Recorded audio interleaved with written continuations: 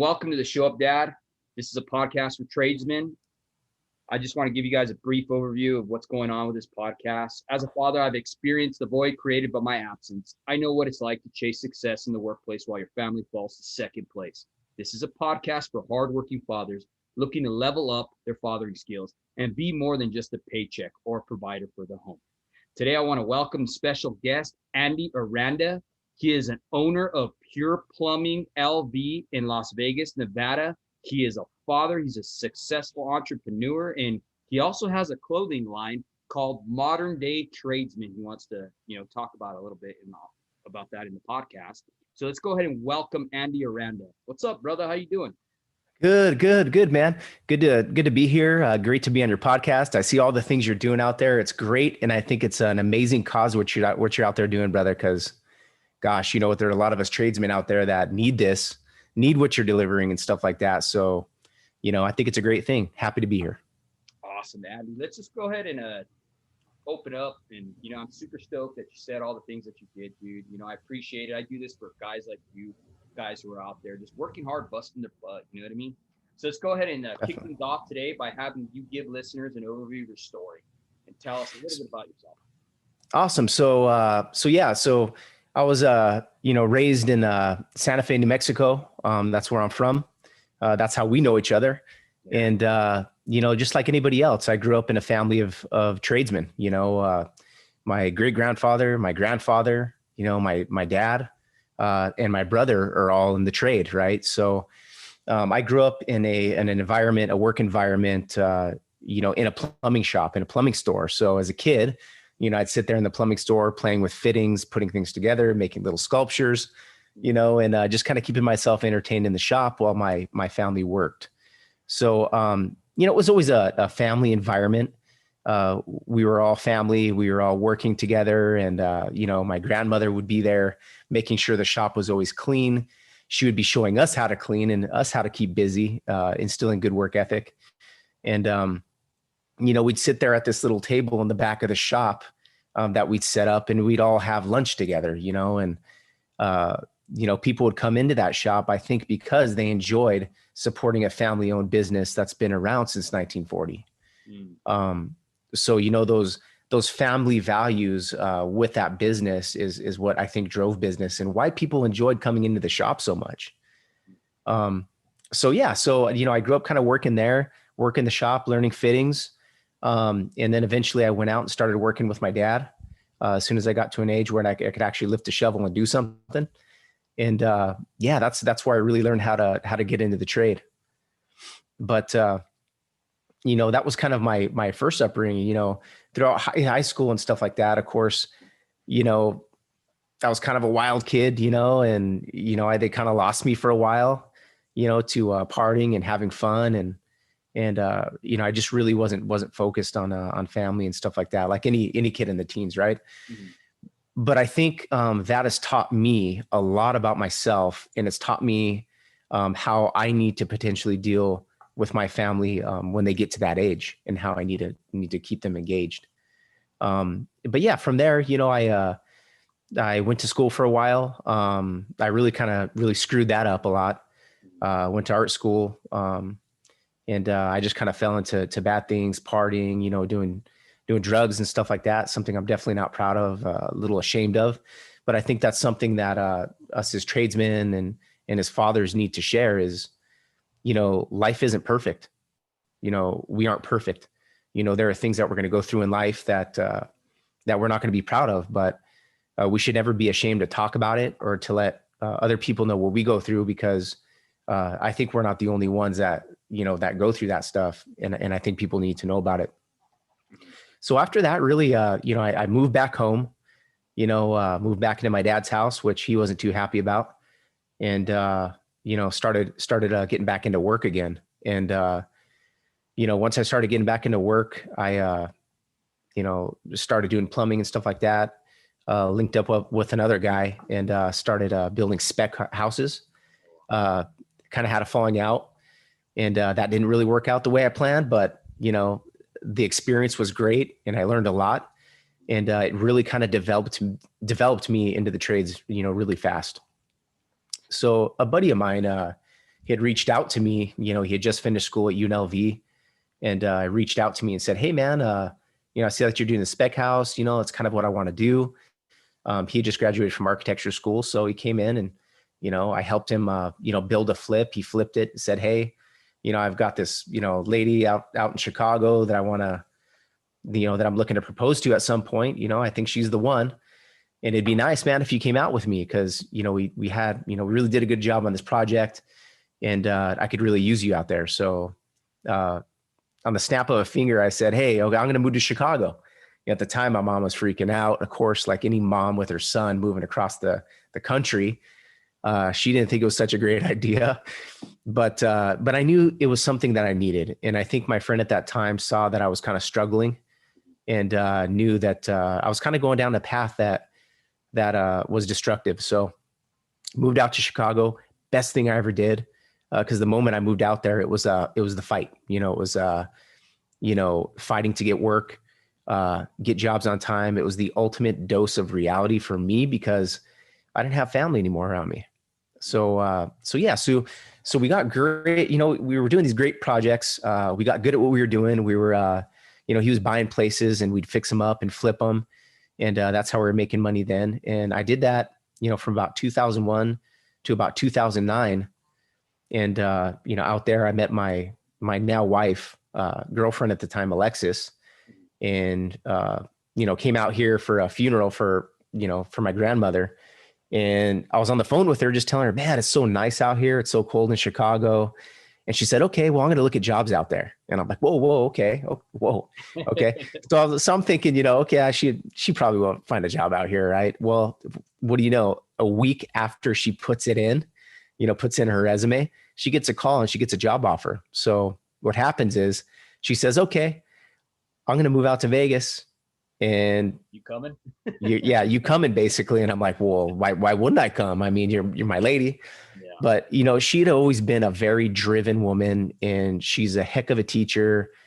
She's very compassionate towards kids, that come from nothing.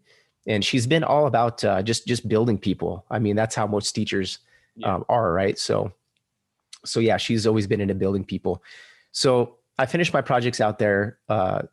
Story short, came out to Vegas, found out that the economy was really bad out here. Some of the companies I was applying for out here just weren't hiring. Work was coming to a standstill. So her grandmother told me, "Well, why don't you get into plumbing? Your family's done this for years and stuff like that. Why don't you just get back into it?" In my community up in Wisconsin, the plumber has the biggest house on the block.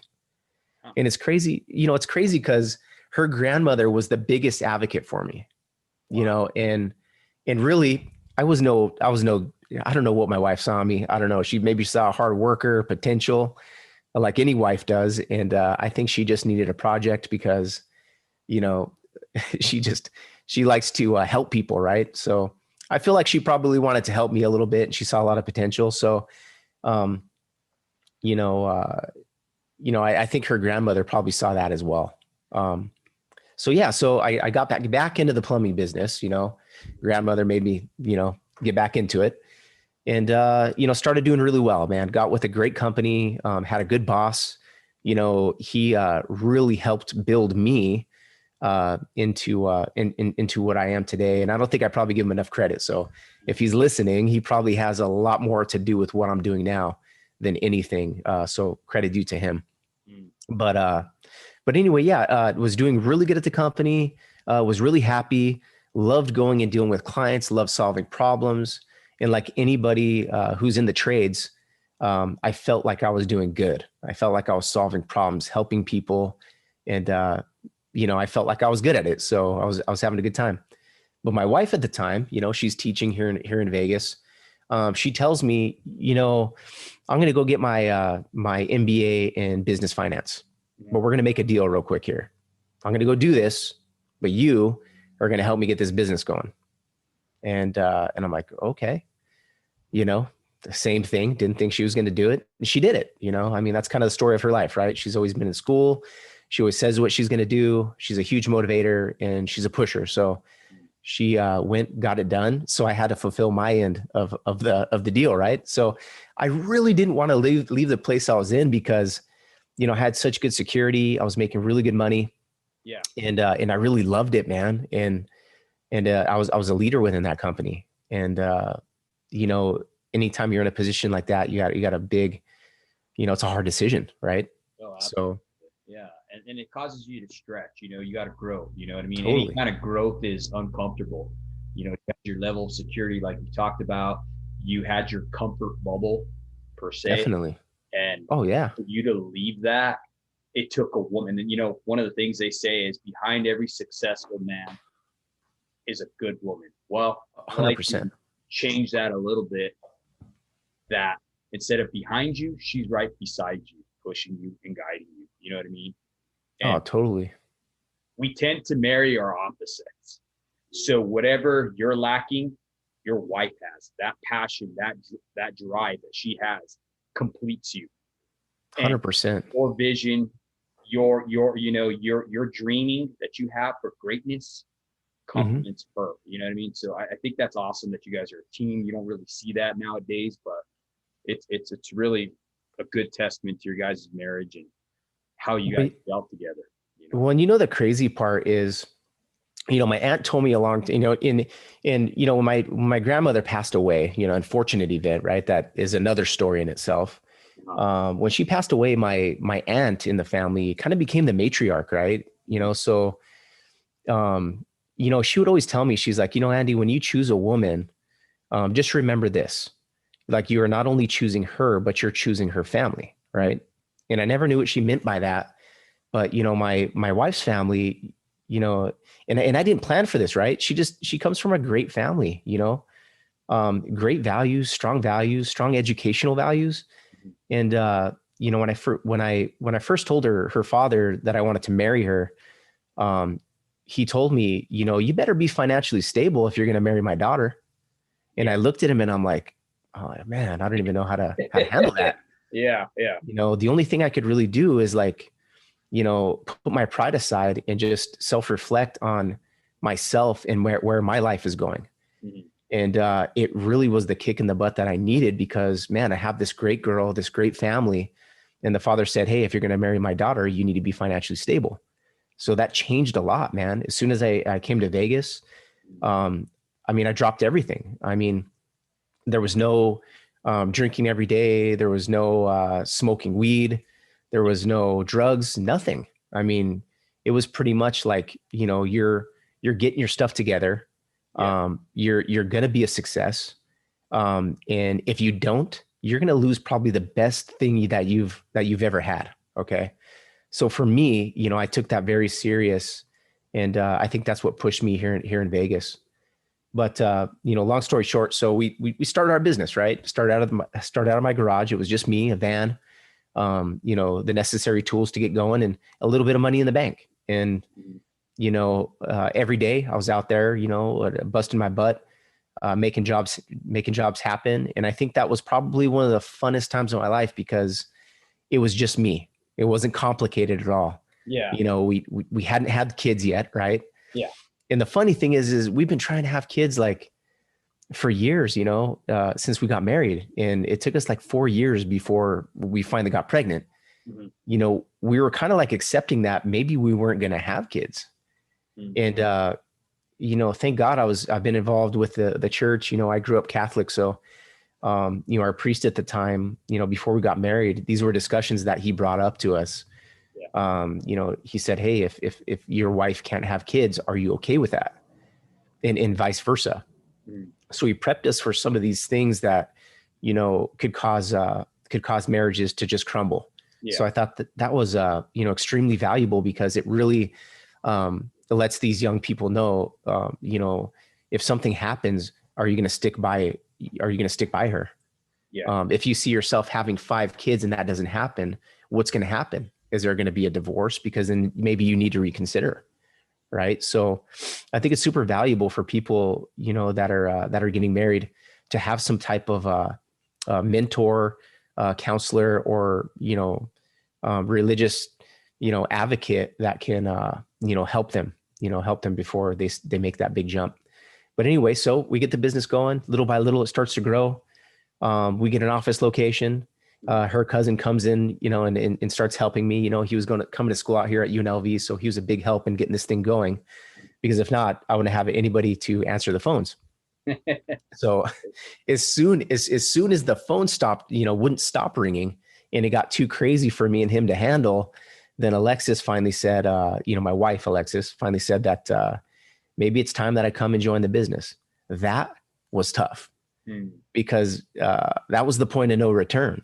Yeah. Because I had this great health insurance, right, through the school system, which we both loved, right? Mm-hmm. She loved her job as a teacher, and her dad at the time was a little devastated, I believe, because, he was happy for us that we had this business going, but then he's always been like a very cautious, take a solid step forward, but never backward, right? So he said, "Are you sure this is the right thing for you to be doing right now, right? Because, you love teaching and I get it, this business is going, but are you sure you guys are stable enough?"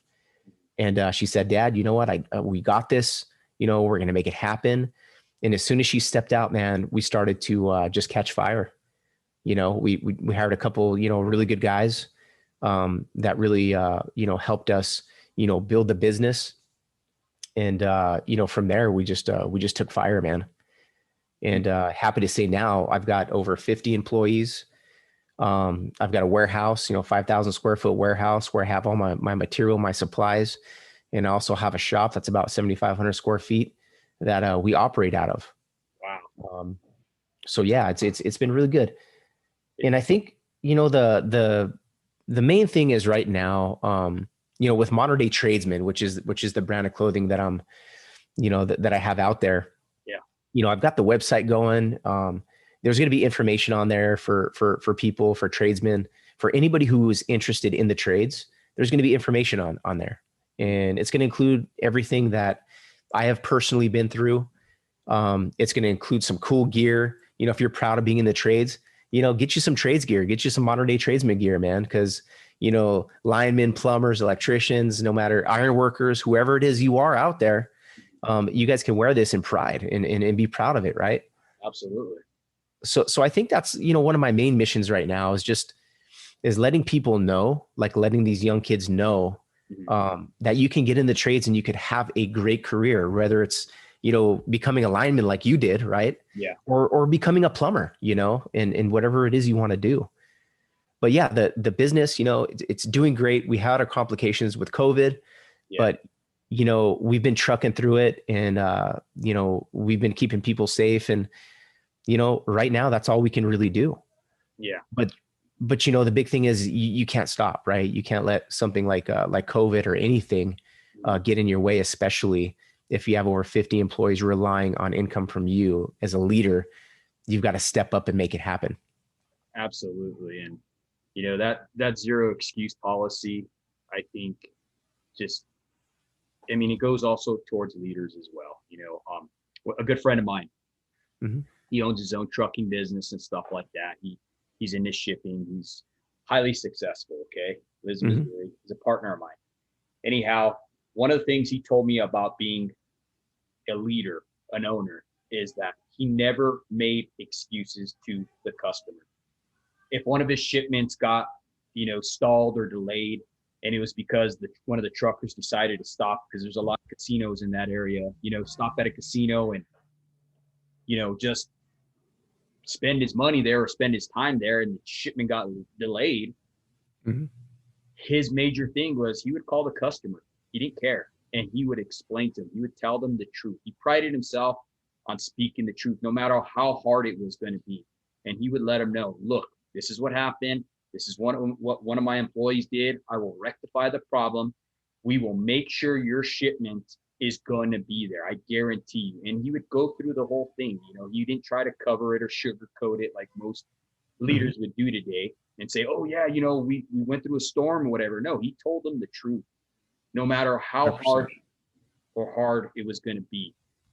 And he prides himself on that. And dude, he is highly successful at what he does. I mean, he's up there with like JP Morgan and you know what I mean? He's big time, Yeah. But And it's not surprising either, man, because, yeah, if you're, what is the most valuable thing in life is being a man of your word, right? Like, yes, our fathers taught us, like, you be a man of your word, son. This is the family. You never disrespect the family, and you never disrespect the name, right? So as a kid, you grow up, you think, man, I'm very proud of where I come from.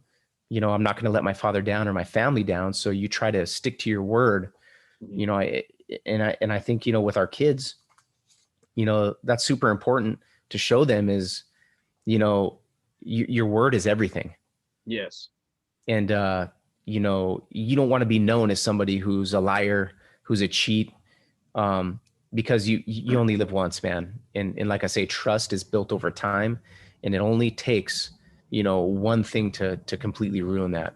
absolutely. I think who is it who says that trust is built in drops and lost in buckets? I love that saying.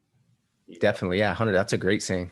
Yeah, absolutely. You know what I mean? And you're absolutely right. We have to be that model for them, demonstrating our own work ethic. That's so important. And when you're showing them not just work ethic, but you're showing them to be a man of their word, a man of their character. When you say this job is going to be done, well, guess what? It's got to be done. And Definitely. it's so important in the trades now, especially, especially with all these guys who are seeing now. Like, one of the things I want to touch base on is a good friend of mine, Gene Gloudman from Line 11 Clothing. He's a Mhm. journeyman lineman. He's the assistant director at CalNev apprenticeship, which is one of the hardest apprenticeships to get into for linemen. Okay, IBW. Anyhow, he always talks about how a lot right now, cops, right? They're not in a good light right now. So we're getting a lot of guys transitioning from the military that probably were going to go into the police, right? But since they're have a bad light on them, they're starting to come into our trade, which is the line trade. And it's great. He says, he's like, these guys have a mindset to adapt and overcome. He's like, oh, they're aggressive, and that's what you need to be a lineman. You know what I mean? To grit through those hard times and stuff like that. And he's like, it's actually pretty awesome to see these guys who are coming with this solid work ethic, and a lot of them are military based. You know what I mean? So Oh yeah. whether, you know what I mean, for the guys who didn't get it, who fatherlessness, they didn't have a father, but they decided to go in the military, they're still getting that work ethic there in place by the military. They're starting to utilize the skills that they learn, which is, being a man of your word, your oath, and stuff like that in the military. Mhm. And they're starting to implement it in these trades. And I think that's pretty awesome to see that. What's your take on that? I think it's great, man. I mean, I think when, the good thing about the military is there's, you have the code of honor, right? Yeah. There's like this code that you never break, right? Mm-hmm. So when you get people who follow, the code of honor and believe in that code of honor, Mm-hmm. that immediately these people, are loyal, right? Loyal to the cause. Mm-hmm. And when you're loyal to the cause, and you follow these core values so ritually, those are the best employees, man. I mean, those are the people who are going to get out there, like you say, and become linemen. They're obviously they're not going to be scared of the job, right? Yeah. They're jumping out of helicopters, planes, whatever. The only difference is right now they're not getting shot at. Yeah. Yeah. So for them, it's probably natural to get into these jobs, these trade jobs, becoming linemen or anything that they could possibly be put in harm's way. Mm-hmm. And it's unfortunate, to tell you the truth, it's great that these guys are getting out into the trades. But it's unfortunate, that cops are looked at this way, man, because, It is. the people out there criticizing cops don't know what it's like to live a day in their shoes. Mm-hmm. And, seeing the disrespect that they have to deal with is very unfortunate, especially today. Mm. And just to touch on that, where do you think that disrespect is coming from? You think it's a product of the home? The father's not extending that respect? 100%. It's a product of the home. Mm. Because let me tell you something. It doesn't matter what race, gender, color, or anything like that. You need to respect cops the same way across the board. And I think, who's going to teach that? Yeah. Well, it's going to be us. It's going to be fathers. Mm-hmm. I'll tell you what, I was never, ever in my life trained to disrespect a cop. Mm. Hell, I wasn't even trained to disrespect my father and my family. I remember, and I tell this story a lot, my father always said, when you walk into a home and you see people or family members, you need to go up to them, say hello, give them eye contact, and shake their hand. And if that didn't happen, he was upset. Oh, absolutely. So, I mean, if my father could instill something like that into me at a young age, that same respect for my family across the board happens to anybody I meet.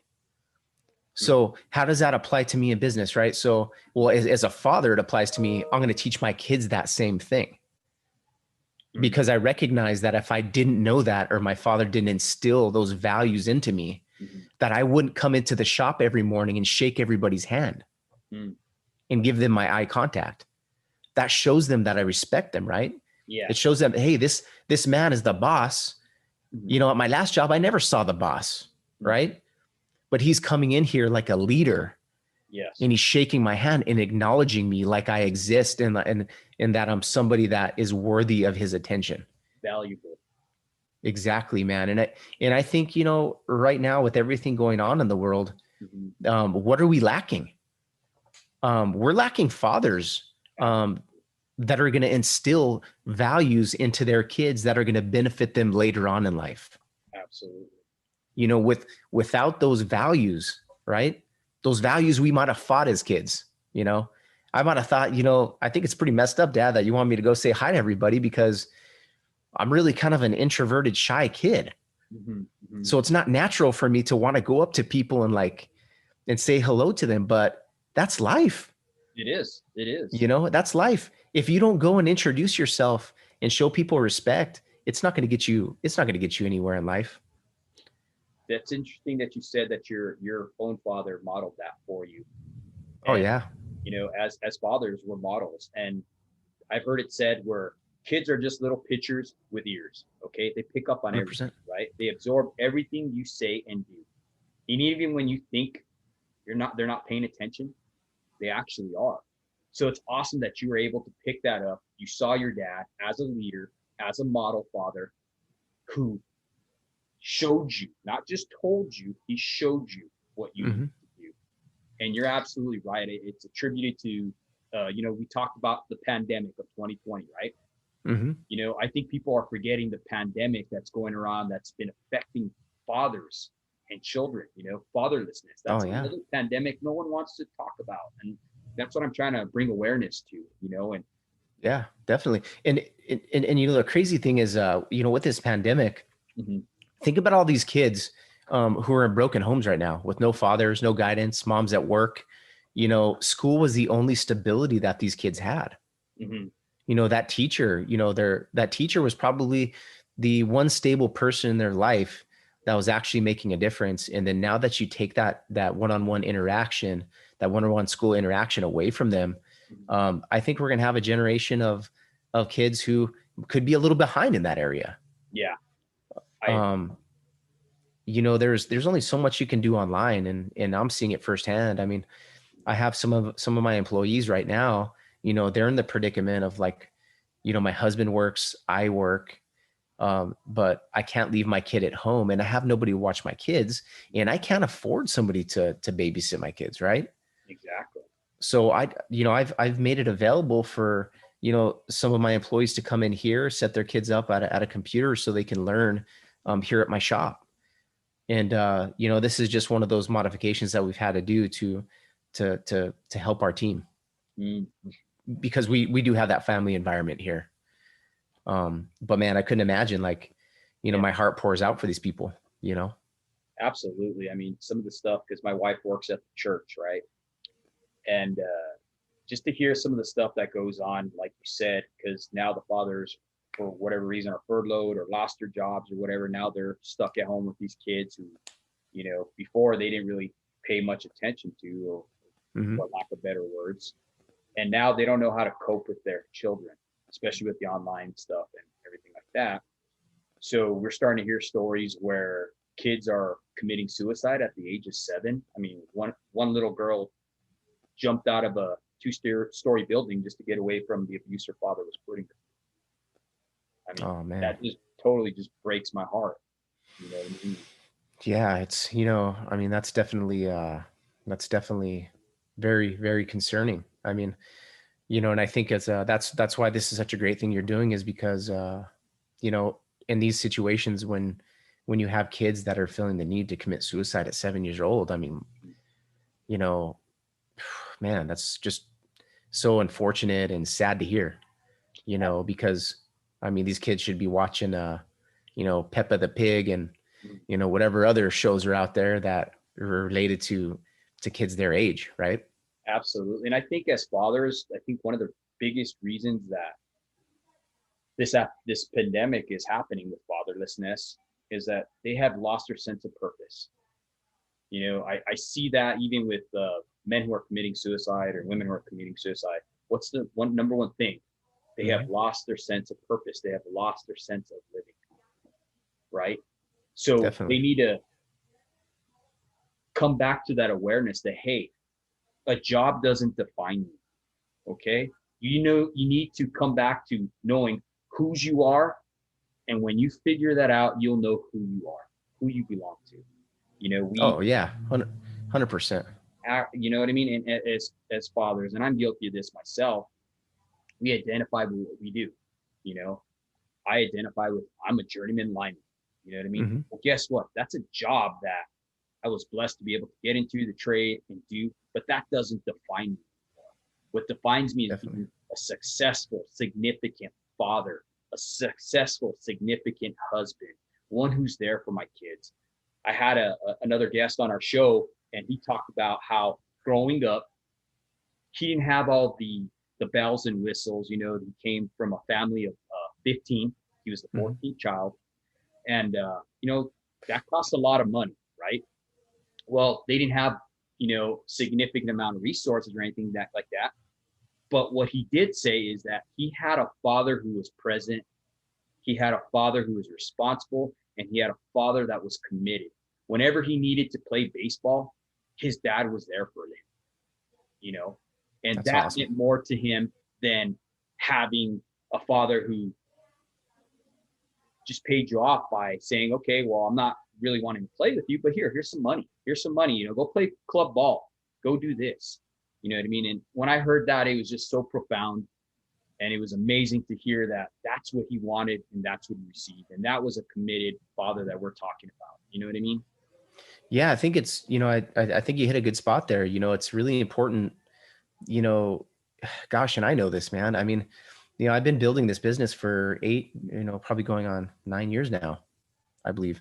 Mm-hmm. And, I've been so focused on making sure that this thing doesn't fail, right? Making sure I'm here for, people at work.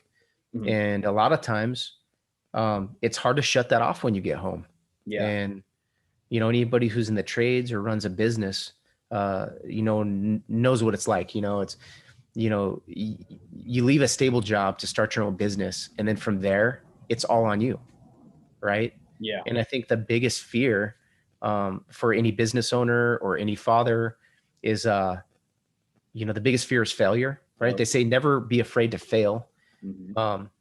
but never make it a point to fail, right? Yeah.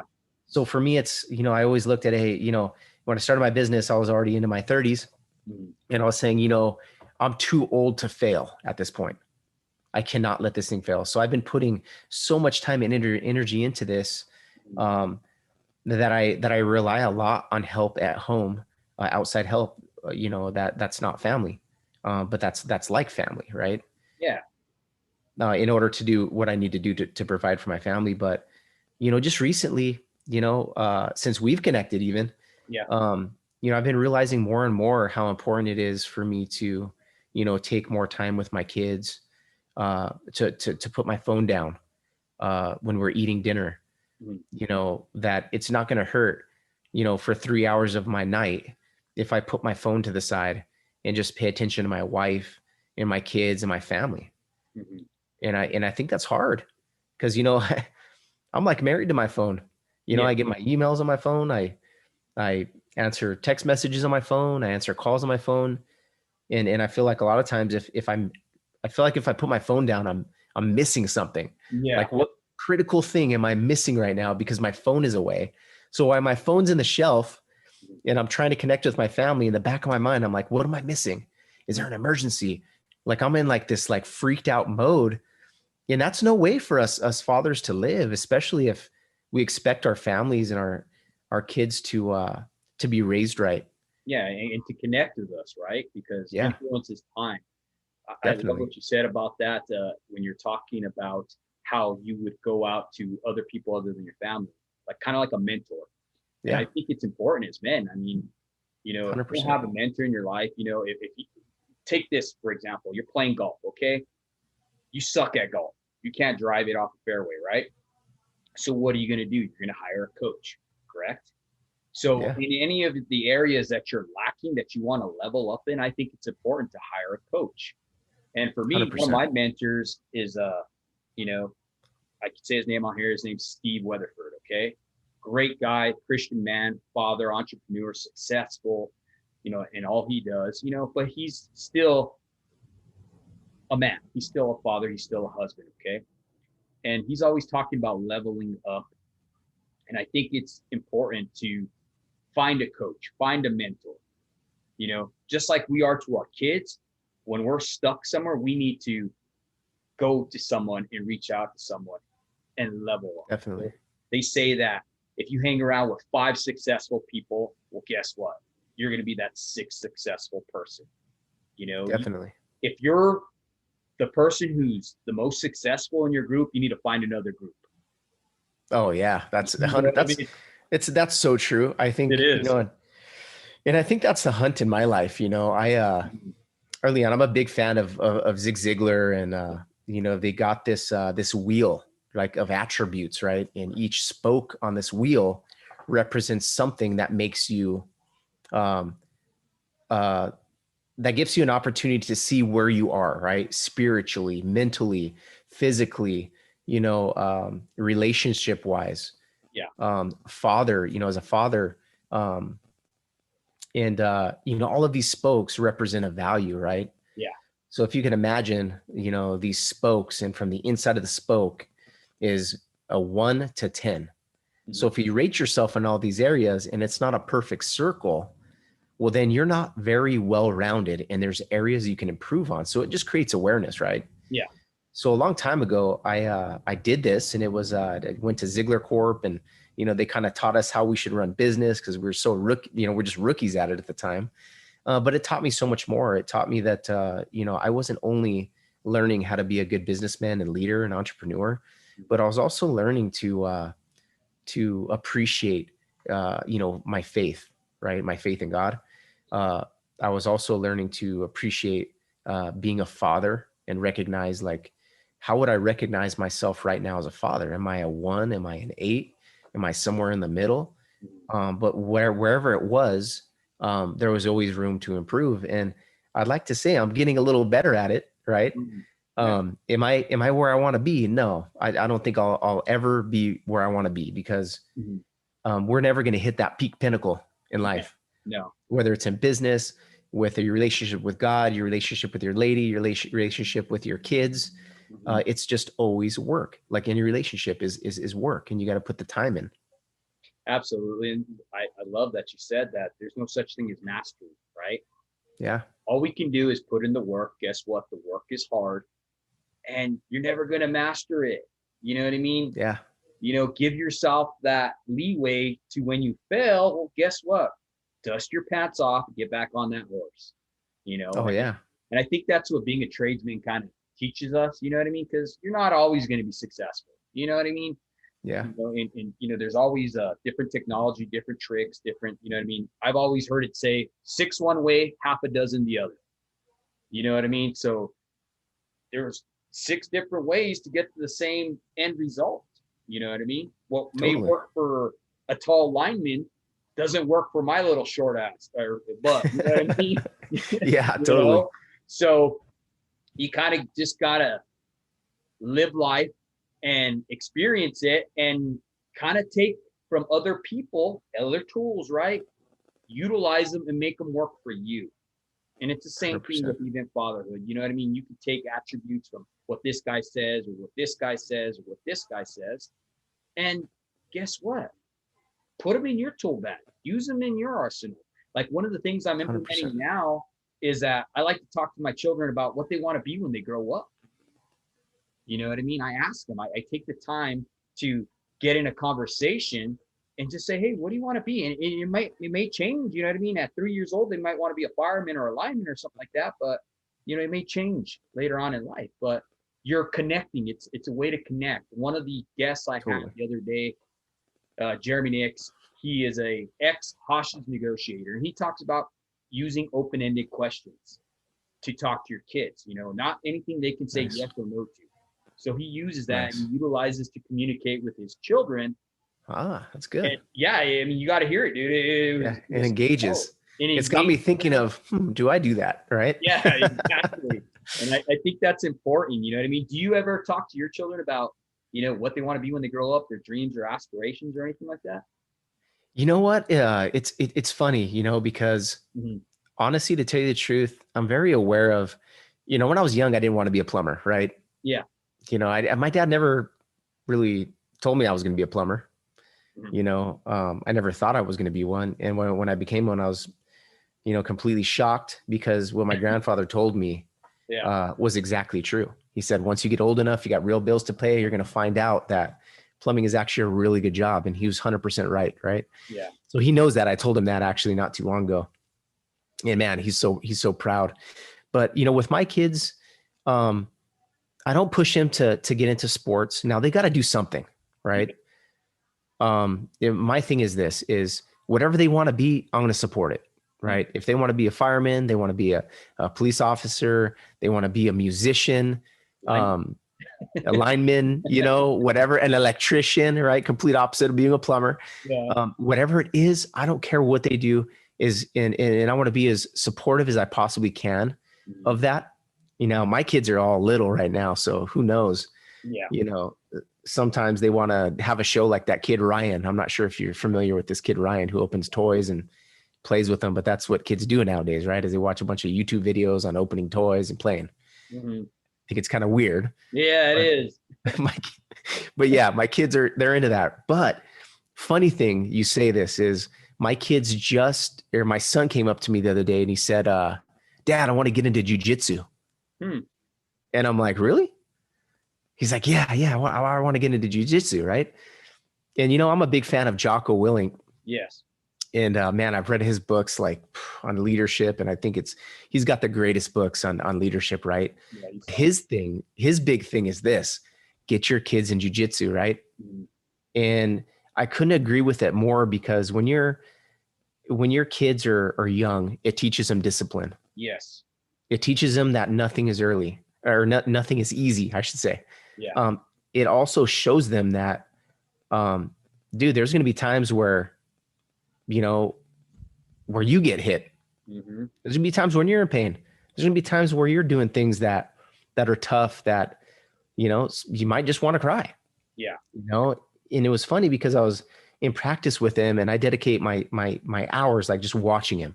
Like I sit there and I just, you know, my big thing is like, I'm going to be in the corner, and when he looks to the side, like, I'm going to be there to like, be like, you're doing good. Right. Cause that's God, I would, you know, every kid wants that, right? Is like, look over and be like, how am I doing, Dad? Am I doing good? Am I making you proud? You know, so I'm always there for that. But, you know, I saw him there, started doing these like duck walks. And, you know, he's kind of like a real stiff, like, yeah, he's stout. Like dude, he's like a little stout, like little dude. So he's doing these duck works and I could see he's struggling with it, man. And the professor, right? He's like looking at him and he's like looking at me to see my reaction, because he's probably not used to like the dad that kind of watches everything. And he's looking at my reaction and I'm just like, you know, like, nope, you know, it's, you know, he's got to do this. You know, I'm not going to criticize it. I'm not going to intervene, you know, but I see him work with him and show him how to do it. And I'm like, man, he's doing it. But after practice, I asked him, you know, how did you like that? And he's just like, Dad, you know, it was good. It was good. I was like, I saw you struggling with your duck walks a little bit. Maybe we can work on that at home or something. And you could show me how to do it. And I like that. And yeah, man. And he was all stoked, man. And you know what? The day later, and we actually have practice tonight, but a day later, he's like, Dad, I'm excited. You're going to pick me up, right? Mhm. And I'm like, yeah, I'm going to go pick you up. We're going to go do this thing. And, you know, it's probably the funnest part of my day, you know, is going and seeing him and watching him do this and watching him get out of his comfort zone, because he's a lot like I was when I was a kid. And man, I just hung on my mom's leg. And it's funny because I talked to my mom about it. She's like, yeah, you're the same way as your son. And I'm Yeah. like, man, I was. She's like, yeah, you're like, you and him are like a lot alike. So it's really shed a lot of light when I reflect on myself at that age, to how I reflect on him and how I handle him, you know, him and his little personality. Mm. But yeah, to answer your question, man, I think it's, you know, support whatever your kids want to do. Um, get them into things that are going to create discipline and Mhm. structure, because kids need structure, right? Yes.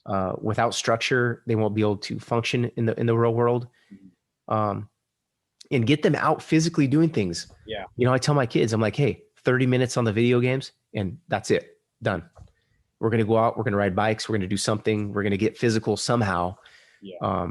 Because that's the main thing that's lacking right now, right? Yes. What do you Is think we, about like giving your children age appropriate chores and stuff like that? yeah, I think giving kids tasks. I mean, it's just like, you know, for me, I always refer back to being a business owner and entrusting people with tasks. But I think in general, right, whether in business or as a father, you've got to give people little tasks, right? Give them a little task, monitor that task. If they do it well, give them a little bit more of a task to chew on, right? Mhm. They get good, start letting the leash go a little bit, start giving them a little more things to build on, right? Yeah. So I believe, yeah, you know, you got to give your kids, you know, tasks to accomplish, right? Mhm. And when they accomplish those tasks, um, you've really got to let them know how much you appreciate what they did, and you got to let them know if they did a good job, right? Mhm. Those positive reinforcements will make the hard reinforcements or the coaching or critiquing Yeah. a lot better received, right? Absolutely. So whether it's in business with your employees or with your kids, they've got to hear the positive reinforcement more than the negative. That way they accept the negative with open arms. And I love that you touched on that because I've heard it said over and over again that 10 out of boys, it's a 10-to-1 ratio. You got to give them 10 out of boys or out of girls to Mm-hmm. one negative, critique, Yeah. and that should be the appropriate ratio that you should give to your children, because you don't want to crush them by being too critical. I don't know how many men I've talked to who were too hypercritical with their kids, and they just totally just destroyed them and crushed them. And I asked them, why do you think that is? Right. And 9 times out of 10, they say it's because I recognize something that they did, that they're doing, that I used to do, and I didn't like it. So I didn't want them to do what I did. So then they started being hypercritical with their kids to where you just totally crush them and it shuts the doors for any kind of relationship at all. You know what I mean? You no You know, longer it's have their heart. and it's crazy that you say that, because I was just thinking about that actually the other day, and I was thinking, man, why am I so you know, with my kids, I'm very stern with them. I never thought I was going to be the one, you know, the one that was so stern in the relationship, because my wife, you know, she's tough too. Um, but whenever my kids see me, whenever I get home and my kids see me, Yeah. um, it's total, you know, they're very much aware that I'm home. Mhm. And even when it comes to discipline, they know that, you know, they're not going to get over on me. And then their mom's a little more forgiving. And I think moms have to be, you know, mom's duties are to like be a little more forgiving and to be the one that they can, you know, they Yeah. can Sure. go hug mom. But you know, I don't think it necessarily has to be that way. And I think, you know, as I was brought up as a kid, I mean, Mhm. I don't know about you, man, but I was scared of my dad, man. Oh, yeah. That's the Like only man I've ever feared.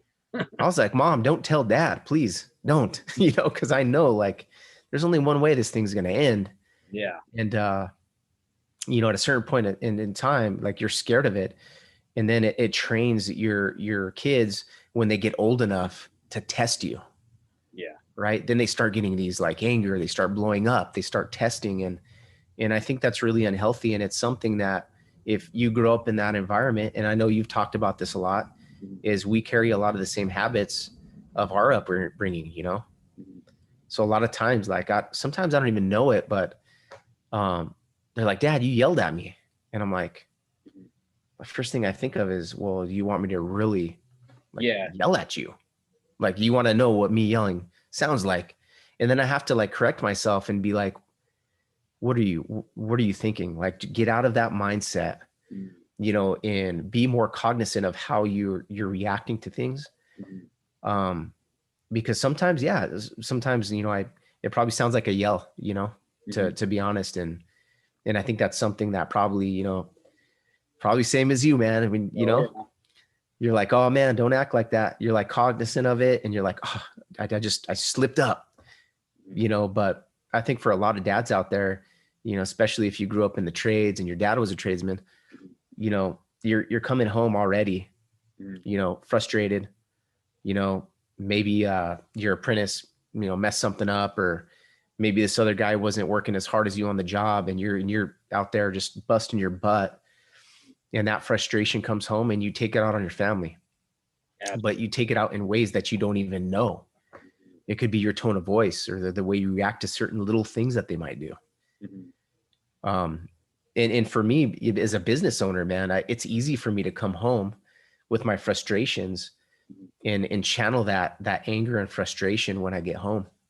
And How do you deal with that? Like I've talked to other fathers and stuff like that, and I kind of mhm, asked them, well, how do you deal with coming home? A lot of them say they take a long drive, or they make the appropriate changes before they come into the house to diffuse themselves from that situation. You know what I mean? I've even had fathers say, "Hey, I talked to my wife. I'll call my wife.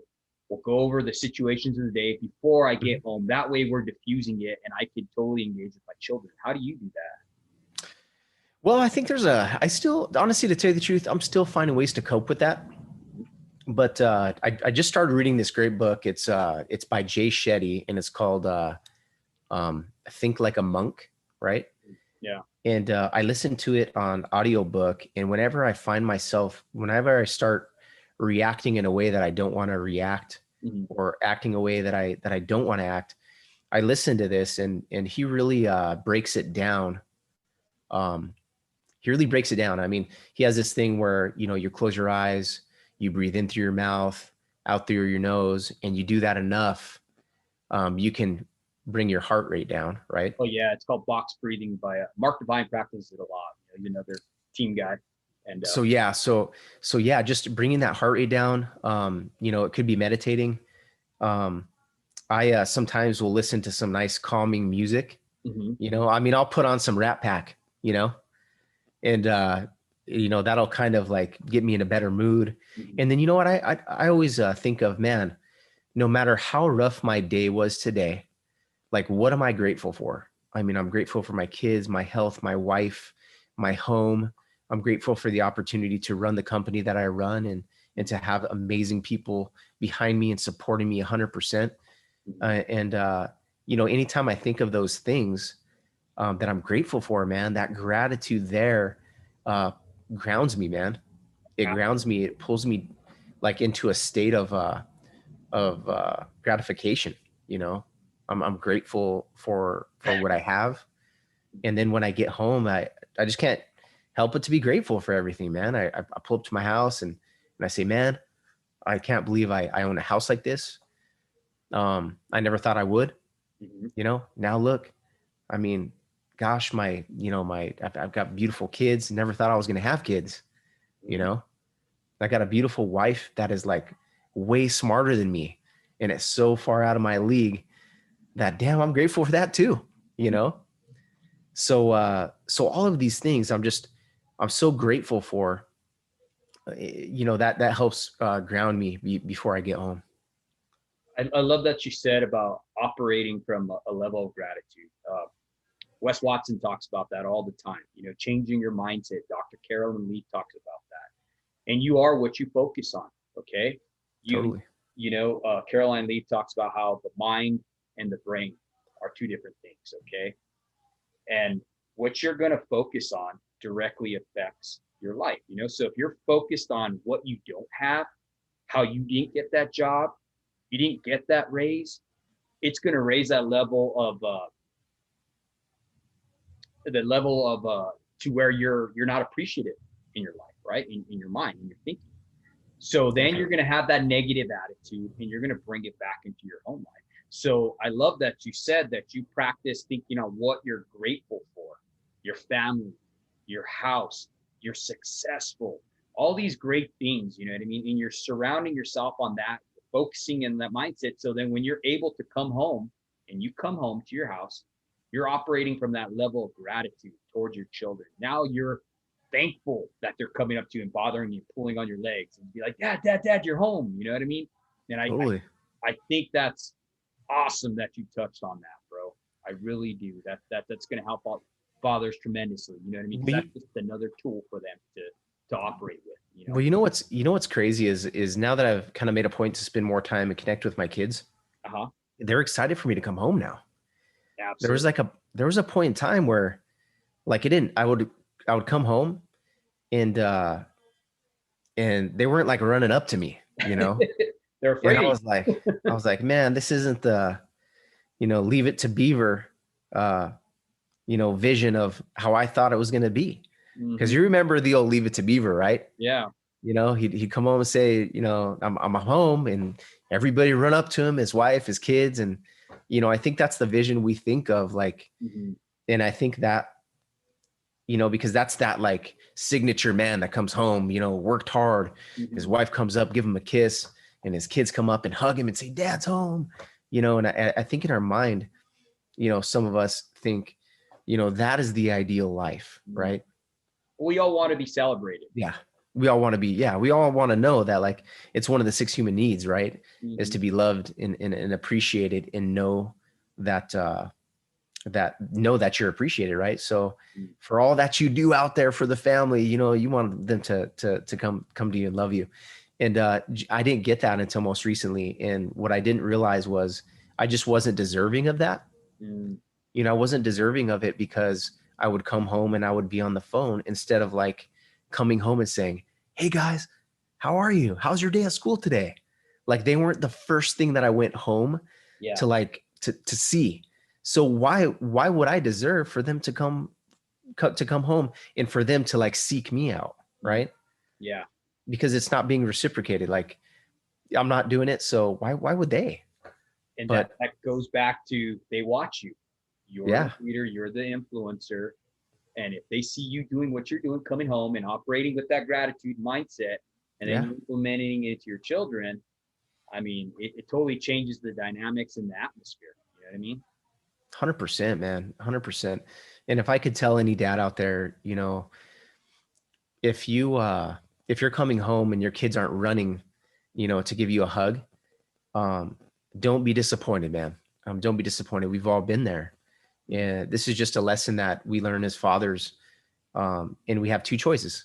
We could be angry at it and fail to realize like what the message really is, or we can look at it and we could figure out what we need to do to be better fathers, to have your kids, coming to you and giving you a hug, excited to see you, because we all want that deep down inside. We really do.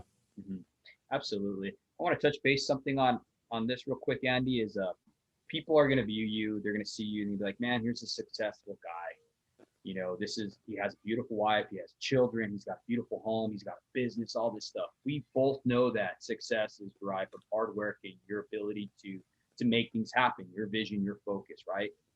Now, with that being said, we both know that you and I, that we're still lacking in certain areas in our growth, right? We always have work to do in our lives, okay? So what are some of the things that you can leave with our audience right now, leave to our fathers that you're still struggling with? And what are your steps that you're trying to work on that area? So I think right now, it's, me and my wife, we work together, right? And because we do work together around each other every day, right? Doesn't necessarily mean we're the best at communicating with each other. For any young couple in business together and running a family, I know you're out there. And even for you that aren't, don't forget that communication is the foundation of a good relationship. Whether it's with your kids or with your wife, communication is key inside business, outside of business, in any type of relationship. So make that your number one priority, to be a very, very good communicator. Second, I would say, support your wife. If you expect your wife to support you, give her that equal support, if not more support. Because in every family, I don't care what people say, the woman is the matriarch of the family. And the woman is usually the one who makes you feel like the man, right? Yeah. So we need to realize that, without a strong relationship with our wife, we can't have a strong relationship with our kids, And for all you single dads out there, raising your kids, or maybe even single moms out there, it's important to have a good relationship with your kids' moms, fathers, the fathers as well. Your kids are going to see your relationship, and you want them to know that, even though divorce happens, God forbid, even though divorce happens, they need to know how a relationship is supposed to be after that, right? Yes. Which leads to more of an important question, or more of a critical question. Choose the right person. Choose the right person in life. Yeah. Don't choose a woman because she's pretty. Choose a woman because of her support for you and what you do, right? Choose each other because you work good together. Choose somebody who's going to be a good mother, right? Somebody who's going to be the matriarch of the family, right? Yeah. Because if you're able to be aware of that at a young age, you're going to make a decision that is going to really affect your life, years to come. And some of us just get lucky, but I wish somebody would have really, and maybe I heard this a lot, but I just didn't listen to it. Yeah. But just like my aunt told me, marry someone.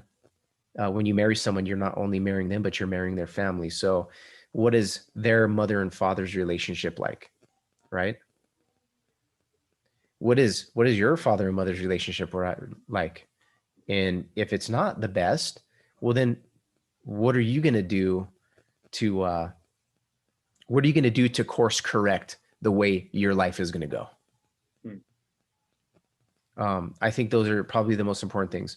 And as far as leaving things at work, one of my mentors, Ed Milet, always says this.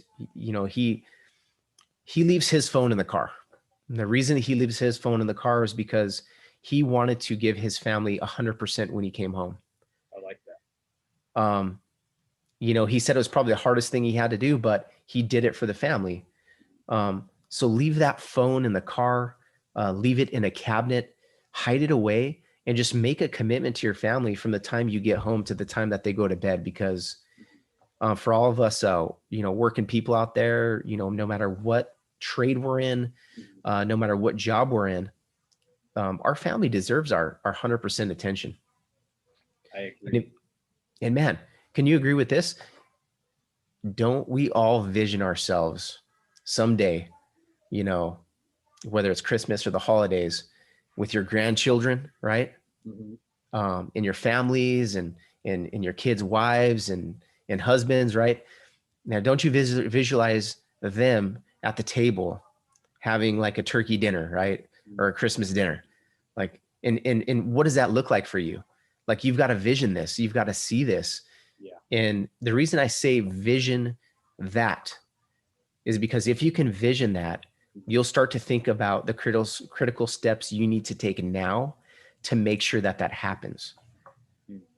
Because I think that's the most important thing in life is, we get distracted with work and business and making money and all of these other things. But what do we do this for? Yeah, We do this for the family and kids, right? absolutely. And how great would it be to know that you set such a good example to your kids that they were able to choose like these partners that are amazing because of the example you and your wife put forth, And I like that. That's right? So I encourage everybody, you should always be visioning, right? Vision where you want your business to go, vision where you want your relationship to go, and vision like 20 years down the road when they're calling you grandpa. yeah.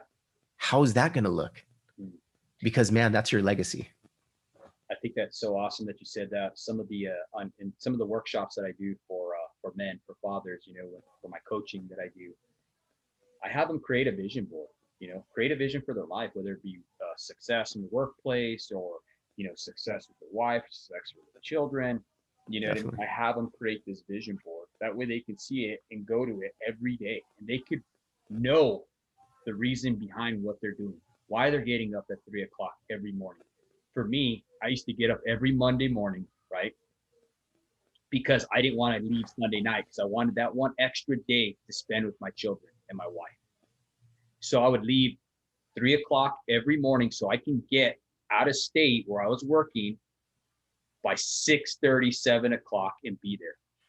And yeah, I was tired. I was working 12-hour days. You know what I mean? I was a foreman. I was in charge of 5 different guys. That's 5 different sets of characteristics I had to put up with. And I had to make them safe, and I had to make sure they came home with their arms, their legs, and their life. Definitely. So with that being said, I made that sacrifice, and I did it for my kids, right? I did it for my family. I mean, that's what kept me going, is that vision that I had, that, man, I got to do this. I'm doing this. I don't care about me. I'm doing it for them. Definitely. Yeah. Having a purpose for what it is you do is the single most driving force for anybody, and the purpose is, the purpose for family, the purpose for business, whatever it may be. Just make sure you have a purpose, man. Make sure you have a purpose. But for those of you out there who, if you're like me, my vision is that table. How big is that table going to be? Right. One day. I hope it's a big table. And I hope that I work hard enough to be able to afford a big table and to be able to host my family like that. So all of these little visions are what push me to do good in business and to push me to be the best father I can. Because now what I'm realizing right now is, the steps that I make now with my kids, the values I instill, how I look and how I'm portrayed to them is very important. I like that. I want to go ahead and end with this, Andy, that there's a scripture that says, what does it profit a man if he gains the whole world but loses his soul? Now I'm going to take it a step forward, further. Mm-hmm. What does it profit a man, a hardworking tradesman, if he gains that level of success in his life, but he loses his family? We can never get time back. You can make all that money, you can make 6, 7 figures and stuff like that. But at what cost? Put your family first, put your priorities first, your wife, your kids. 100%, man. I mean, that's what we do it for, right? Exactly. We do it for the family. We do it for the kids. We do it for a better life. And all of us want to give our kids that financial edge, right? We all want to make sure our families are safe. We want to make sure that we're providing. Yes. And, but we also want our kids to know that, even though we're doing all of this, we're, daddy's here for you too. Absolutely. And it's all about leaving that legacy, like we talked about. What are 100%. Kids, having an insurance set up, daddy, what is it? Townsend Russell. He was a host. Do you remember him from the Oh yeah, summit? Definitely. He touched base on having life insurance and stuff like that. I'm seeing that now, especially with my younger brother. He passed away recently, and he left a legacy for his kids and for his wife. He didn't leave them with a pile of bills and all kinds of stuff. He left them with insurance policies and stuff like that, just to take care of. He was 38 years old. No one ever thinks you're going to go to be at home with the Lord at 38. and unfortunately he did. And, he at least had that mindset to say, hey, I'm going to take care of my kids, just in case I'm gone. So, they're going through that. And we're thankful for that. And Andy, I just want to close, brother. I know you're extremely busy. I thank you for being on here, dude. I mean, it's always a pleasure. I love you and your family, guys. You guys are doing awesome things.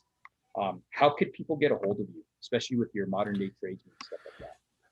You can get a hold of me through www.moderndaytradesman.com. Put themoderndaytradesman.com. You can contact me through that. The website is like almost done, so you'll be able to reach me there.